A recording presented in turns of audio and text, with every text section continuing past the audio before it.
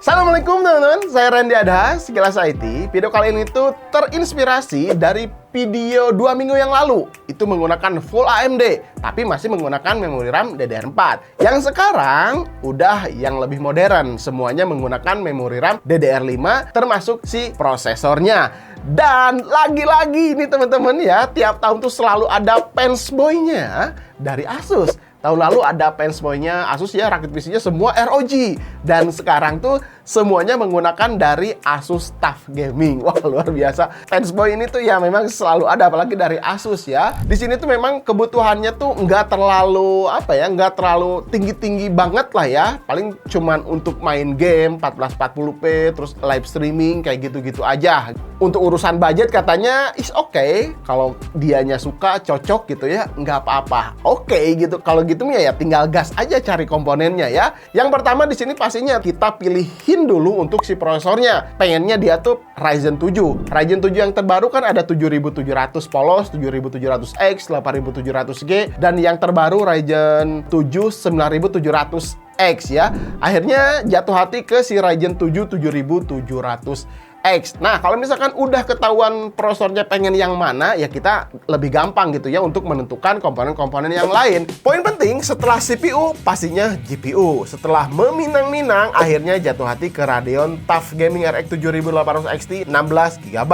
Yang dimana GPU ini tuh punya teknologi modern yang lebih baik dari seri sebelumnya. Peningkatan kipas axial text yang dirancang khusus dengan dual ball bearing sehingga menghasilkan 24% aliran udara lebih banyak dengan daya tahan yang lebih lama. Intinya, PGA ini tuh bakalan adem walaupun usage-nya 100%. Ya, nanti kita akan buktikan pas pengujian beneran adem atau enggak nih si GPU ya. Dan diklaim GPU ini tuh menggunakan kapasitor kelas militer sehingga bisa bertahan lebih lama. Dari klaimnya Asus, bisa bertahan hingga 20.000 jam pada suhu 105 derajat Celcius. Hanya waktu yang bisa menjawab ya kalau testingnya selama itu, karena susah banget gitu ngetesnya.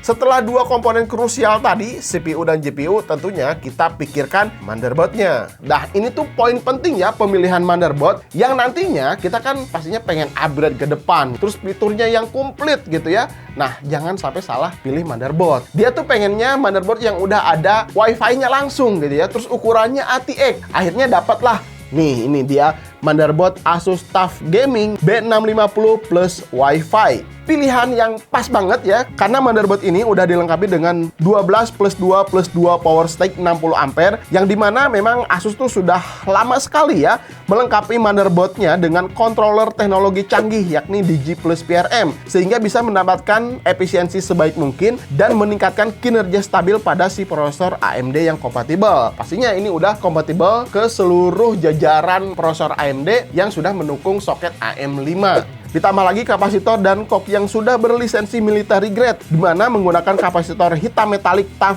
5K. Ini tuh bisa memberikan toleransi suhu hingga 52% lebih baik dan masa pakai lebih awet hingga 2,5 kali dari kapasitor yang biasa. Nah, itu salah satu poin penting, makanya untuk jangka panjang motherboard ini masih bisa pakai Ryzen 9 yang terbaru dari AMD Ryzen. Terus untuk pin CPU juga dilengkapi 8+4 power pin dengan teknologi Proco Power Connector. Ini tuh diklaim bisa memastikan untuk dukungan kontak dengan kabel power supply itu secara maksimal, sehingga bisa mencegah panas berlebih ketika beban arus sangat tinggi. Kalau misalkan panas gimana nih? Tenang aja, karena udah dilengkapi dengan heatsink PRM berlisensi TUF juga.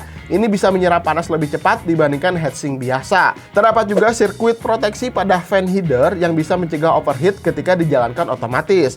Intinya pengamanan pada motherboard ini tuh udah dimaksimalkan. Jadi kita tuh tenang banget ya sebagai penggunanya. Terus untuk port gimana? Oke, kita lihat untuk outputnya. Di sini ada HDMI dan DisplayPort. Ada juga USB Type-C dan USB Type-A Gen 2 dengan kecepatan 10 GB per second. 4 kali USB 2.0, ada Type-C dan Type-A Gen 2x2 dengan speed 20 GB per second. Port LAN, antena port Wi-Fi 6, BIOS flashback, dan audio channel 7.1. Tentunya untuk gaming ini penting banget. Apalagi motherboard ini udah didukung dengan fitur two-way AI noise cancellation. Jadi misalkan kita lagi streaming, suara noise di belakang kita tuh nggak akan mengganggu teman sepermainan ataupun penonton yang lagi nonton live streaming kita.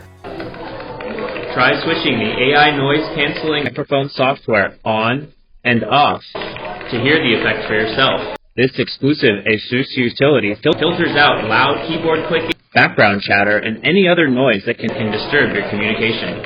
Oh ya, untuk semua I/O back panelnya ini udah berbahan stainless ya, jadi aman dari karatan. Untuk jangka panjang ini sangat berguna sekali. Lalu udah support PCIe 5.0x4 untuk kecepatan tercanggih NVMe saat ini udah bisa dipakai di motherboard ini. Terus masih ada 2 sisa slot M.2 PCIe 4.0x4, jadi totalnya ada 3 untuk storage NVMe. Slot memory RAM juga udah ada 4 slot DDR5, ini bisa aktifkan Expo atau XMP untuk memaksimalkan kecepatan memori RAM. Terus bagian PCI Express kali 16 ini dilengkapi dengan metal. Untuk keamanan motherboard dan PGA ini tentunya berguna banget ya. Kalau misalnya kita mau pakai PGA yang panjang dan besar, ini bisa menopang dengan baik.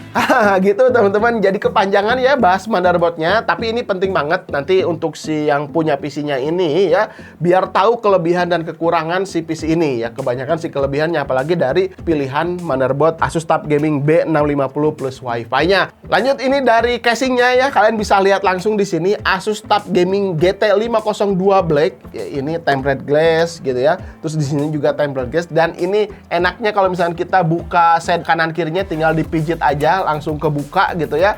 Terus tampilannya ini modern banget kayaknya, makanya dia langsung suka aja gitu. Walaupun harga casingnya juga lumayan mahal ya, 2,2 jutaan. Itu belum termasuk fan, tapi untuk estetika udah dijamin mantep banget. Terus ada hand stripnya juga di atas, diangkat-angkat udah mantep banget lah ya. Terus I/O water coolernya juga, ini dia Asus TUF Gaming LC2 360, harganya lumayan ya, 2 jutaan. Tapi untuk bisa mendingan prosesor ya pastinya udah oke. Terus ada di sini pumpnya jadi terpisah ya, untuk pumpnya di sini jadi nggak menyatu di sini, pumpnya tuh udah terpisah di sini. Ini bisa memberikan performa yang jauh lebih baik ya untuk bisa meningkatkan prosesor, karena si Ryzen 7 7700X ya kita kenal ya, prosesor itu panas banget, makanya udah cocok kita pakai I/O water cooler 360. Terus untuk memori RAM-nya di sini saya pakaikan TeForce Delta DDR5 2x16 GB dengan speed 6400 MHz, jadi gampang banget nanti di BIOS-nya tinggal aktifkan aja si XMP-nya atau jalankan ya fitur XMP-nya, jadi dia udah berjalan di 6400 MHz. Untuk storage-nya di sini saya pakaikan TeForce G50 1 TB dengan speed 5000 MB/s. Saat kita tes speed NVMe TeForce G50 ini sesuai klaim yang ada di website dan di box-nya. Speed mendapatkan 4800 MB/s dan read-nya ini mendapatkan 4400 MB/s. Loading, booting, copy paste dijamin sat-sat. Katanya ini udah cukup lah ya. Kalau kurang nanti tinggal beli aja NVMe, karena masih ada 2 slot kosong ya untuk NVMe di motherboardnya. Terakhir untuk power supply dan fan-nya. Power supply-nya pastinya menggunakan TUF Gaming 850 watt ya, udah berlisensi dan ini full modular. Terus untuk fan-nya menggunakan TF120.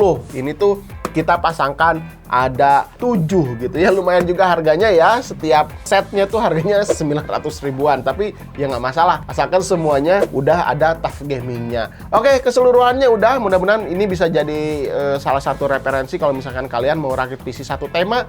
Bisa banget ya menggunakan Asus TUF, karena Asus TUF semuanya ada, Mobo, cooler, PGA, ya semuanya seperti inilah ada gitu. Sekarang kita akan masuk ke pengujiannya, gimana performa rakitan PC. Kalau misalkan kalian penasaran dengan harganya, saya akan simpen dulu di sini. Habis sekitar 30 jutaan, lumayan ya. Kalian bisa cek harga terlengkap di deskripsi.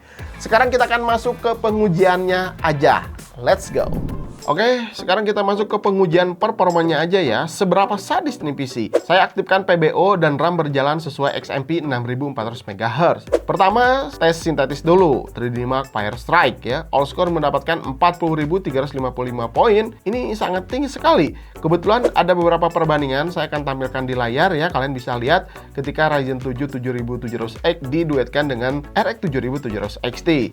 Lanjut, untuk Time Spy mendapatkan all score 18.071 poin, dan untuk pot royalnya mendapatkan angka yang sangat baik ya. Pengujian ray tracing mendapatkan 10.736 poin. Lalu untuk render BMW 27 Ryzen 7 7700X ini bisa menyelesaikan dengan waktu 2 menit 6 detik. Kalau untuk render menggunakan Radeon RX 7800 XT-nya hanya 18 detikan aja. Wih, ngebut ya. Oke, sekarang kita ke pengujian gaming. Yang pertama, benchmark Black Myth Wukong. Resolusi 1440p, very high karena 1080p. Udah kerasa ringan banget ya dengan spek PC seperti ini. Nih, lihat aja, FPS tinggi 115 FPS. walaupun resolusi 1440p. Usage GPU 95%-an, CPU di 25%-an. Masih sanggup ya, bahkan kalau misalkan naik ke resolusi 4K, siap gaskeun aja. Asalkan monitornya udah ngedukung, ya pastinya jauh lebih mantap. Lanjut Horizon Zero Dawn, masih sama resolusi 1440p, presetnya Ultimate, kita tes gameplaynya ya. Usage GPU kalian bisa lihat udah 100%, nyampe 272 wattan. Ih, gede banget ya. Tapi GPU-nya ternyata masih adem suhunya, 57 derajat Celcius aja. Wah, keren ya. Lumayan nih, intake dari bawah ngasih udara segar ke GPU ya kalau kayak gini. Untuk FPS ya nggak usah ditanya lagi, di atas 120 FPS udah nyaman banget. Detailnya smooth, enak dipandang pokoknya, betah mainnya. Game ketiga kita manfaatin atau tes fitur FSR yang ada pada GPU Radeon RX 7800 XT-nya. Kita tes Cyberpunk 2077 resolusi 1440p. Pengujian di kiri ini tanpa menggunakan FSR dan yang kanan mengaktifkan FSR 2.1-nya. Sama-sama usage GPU udah kelihatan 99%-an, tapi suhunya emang beneran adem ternyata ya. Cuma 54 derajat Celcius aja, padahal usage-nya udah tinggi banget. Terbukti sih ya, teknologi yang dikembangkan pada fan GPU-nya mendapatkan hasil yang positif. Oke, kita balik lagi bahas FSR-nya ya. Walaupun game benchmark yang sama, teknik upscaling pada fitur FSR yang diberikan ini tuh cukup membantu untuk meningkatkan FPS game. Kalian bisa perhatikan FPS yang di kanan rata-rata lebih tinggi ya, dengan suhu dan konsumsi watt yang hampir mirip lah. Detail game juga ya sekilas mah nggak kelihatan perbedaannya, masih tetap detail-detail aja. Mantap lah ya. Oke, terakhir di sini saya akan tes live streaming ya, pakai aplikasi OBS, outputnya 1080p, tapi gamenya tetap di 1440p. Main Apex Legends untuk FPS biar tetap aman, saya synckan dengan refresh rate monitor bawaan saya ini 144Hz. Jadi untuk gameplaynya di sini ya udah kerasa smooth ya, nggak patah-patah. Kinerja CPU dan GPU juga masih sangat longgar, suhu adem, mau streaming 24 jam juga kayaknya nggak ada masalah ya. Asal kitanya kuat aja gitu ya, streaming seharian gitu. Ya paling di sini yang agak sedikit menghanyal sih dari koneksi internetnya. Kadang-kadang naik turun ya di sini, jadi agak sedikit burem-burem.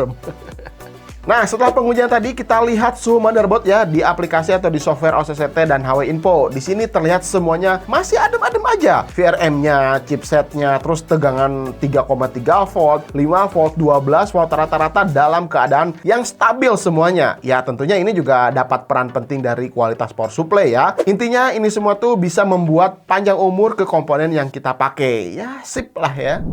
Nah, gimana menurut kalian setelah tadi melihat performa ya rakitan PC semuanya menggunakan Asus TUF Gaming? Tentunya masalah dari harga yang pertama ya, nggak ada masalah untuk fansboy. Yang penting dia suka gitu ya, estetikanya dapat, performanya sesuai dengan keinginannya, nggak ada masalah. 30 juta aman-aman aja gitu ya. Terus yang keduanya, motherboardnya. Ini salah satu poin penting kalau misalkan kalian mau rakit PC dengan rencana ya, nanti kedepannya mau upgrade. Makanya fitur-fitur motherboard harus diperhatikan dari sekarang. Contohnya si Asus B650 Plus Wi-Fi ini ya, VRM-nya udah bagus, pendinginnya udah bagus, fiturnya udah lengkap, terus efisiensinya juga dapat juga ya. Khususnya untuk yang punya PC ini ya, kamu jadi tahu gitu ya kelebihan dari si motherboard ketika pilih Asus B650 Plus Wi-Fi ini. Ya intinya seperti itulah. Ya siapa tahu ya ada fansboy di luar yang lain pengen ngikutin rakitan seperti ini, ya silahkan aja. Kalau misalkan pengen cari satu tema Asus TUF, ya tersedia semuanya ya. Cooler ada, terus heatsink juga ada. Semuanya ada. Oh iya, satu lagi ya teman-teman, ada promo khusus ya. Saya dapat dari websitenya Asus. Kalian bisa cek di sini atau nanti linknya saya akan simpan di deskripsi. Oke, gitu aja teman-teman. Mudah-mudahan video ini bisa bermanfaat. Kalau misalkan ada kurang, ada kelebihan, ada kesalahan sedikit, coba komentar aja di bawah supaya nanti bisa jadi koreksi untuk saya pribadi gitu ya. Sampai ketemu di video berikutnya. Saya Randy Adha, Sekilas IT. Assalamualaikum warahmatullahi wabarakatuh. Salam teknologi.